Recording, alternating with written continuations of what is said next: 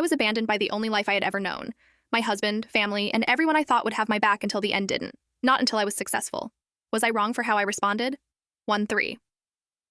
The night I found out, I didn't scream. I didn't throw anything. I didn't even cry at first. I just stared at the phone in my hand, at messages that weren't meant for me. Messages that were too familiar, too intimate, too consistent to be explained away.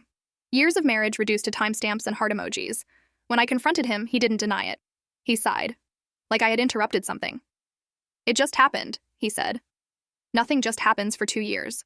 What hurt more than the betrayal was the calmness in his voice, the way he framed it like a chapter that had already closed.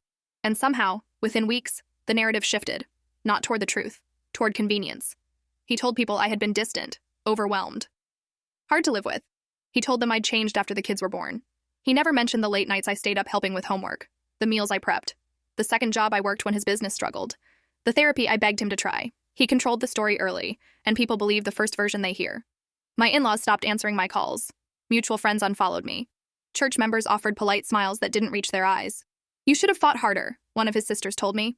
For what? A man who had already left emotionally? But the deepest wound wasn't social. It was legal. The divorce was brutal. He had better representation, better positioning. He'd been preparing longer than I realized. Accounts had shifted. Assets were murkier than they should have been. And the children were confused, angry, influenced. He was steady and composed in front of them. I was shattered. Courts don't measure heartbreak. They measure optics. When partial custody became limited custody, I felt something inside me fracture in a way I didn't know was possible. I didn't just lose a husband. I lost my daily life.